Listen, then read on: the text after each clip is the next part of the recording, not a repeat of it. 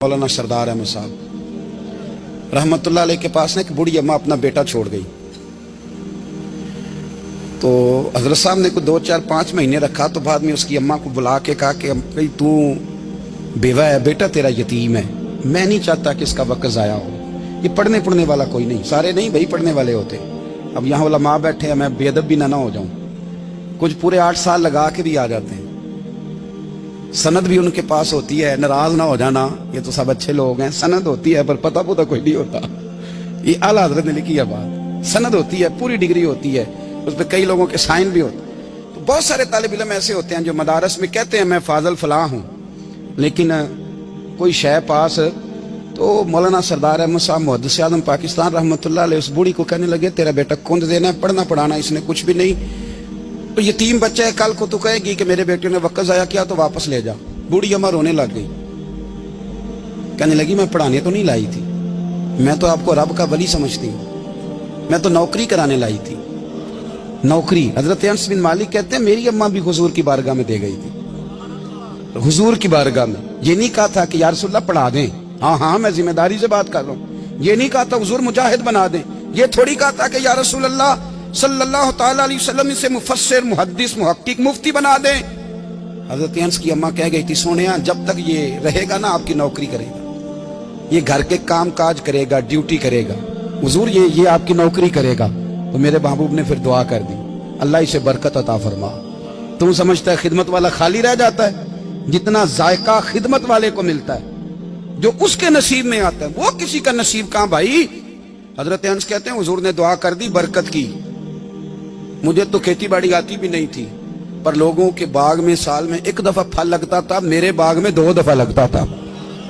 हुजूर ने दुआ कर दी अल्लाह इसे औलाद दे। फरमाते हैं मेरे बेटे, मेरे पोते, मेरे नवासे, मेरी बेटियां, फरमाते हैं मैं जिंदा हूं और मेरी 100 औलादें मौजूद हैं। परेशान हो गया 100 सुन के बच्चे 2 ही अच्छे, 100 औलादें मेरी मौजूद हैं। हजरत अनस मौलाना सरदार अहमद साहब के पास ना छोड़ गई बच्चा, कहने लगी हजरत जी मैं को पढ़ाने के लिए थोड़ा छोड़ गई हूँ, मैं तो इसलिए छोड़ के गई हूँ कि आप मेहरबानी करें, खिदमत कराएं। तो हजरत जी कहने लगे कोई ऐसा काम ही नहीं, खिदमत वाला क्या कराऊं। कहने लगी पट्ठे पवा लिया करो जी। हूं लड़ पेंदे ने, कहने ने बच्चे काम कर दें मदरसे का।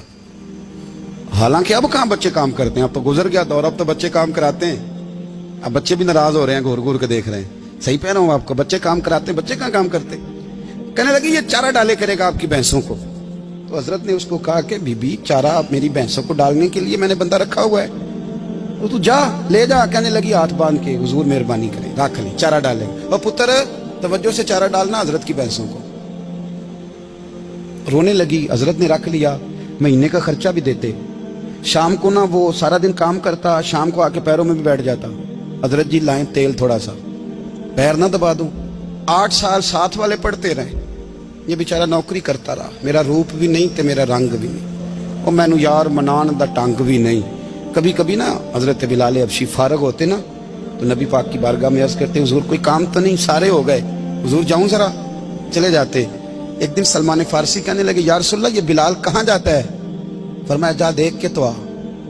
हजरत सलमान वापस आए तो आके रोने लगे, कहने लगे सोनिया जब यहाँ से जाता है ना तो जाके सैयदा फातिमा की चक्की पीसनी शुरू कर देते, बीबी साहबा के काम करने लगता है, घर में जाके असनैन की ड्यूटी करता है, वहां भी काम यहाँ भी काम।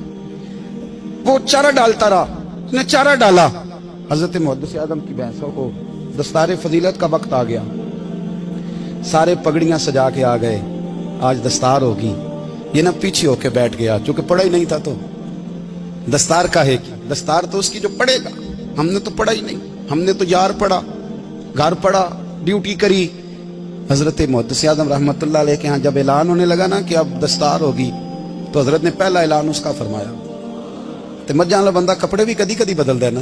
वो कहता जिस हाल में भी था मैं पलट के देखने लगा कि पढ़ा पढ़ाया तो है, कोई शय नहीं, ये माजरा क्या है। पीछे से उठ के आए तो कहते हैं बाकियों की दस्तार किसी आलिम ने की, किसी सूफी ने की, लेकिन ये भैंसों को चारा डालने वाला जब आया तो मुहद्दिस आज़म ने फरमाया पगड़ी के बाल को कोई हाथ ना लगाए, ये सारी दस्तार मैंने करनी है। और फरमाते हैं हजरत बाल भी देते जाते थे और आंसू भी बहाते जाते थे, माथा भी चूमते थे, और फरमाते थे दस्तार के बाद चला तो नहीं जाएगा यार, मुझे तो इबादत भी नहीं रह गई, मुझे तो चाबियों को भी नहीं पता कौन सी कहाँ रहती है, जाएगा तो नहीं तू? तो रो पड़ा, कहने लगा सोने जाए तो वो जिसके पल्ले कुछ है हो, आता जाता तो है कुछ नहीं, मुझे किसने रखना है, मैंने कहाँ जाना है, इधर कहाँ, तो इधर ही रहूंगा। वो उस तालिब इल्म के सारे उस्ताद भाई कहते हैं उसने दस्तार कराई, पढ़ा पढ़ाया कुछ नहीं, पर जो मसला अड़ जाता था ना, वो जो अड़ जाता था ना, वो जाके उससे पूछते थे तो किताबें खोलने की जरूरत नहीं पड़ती थी।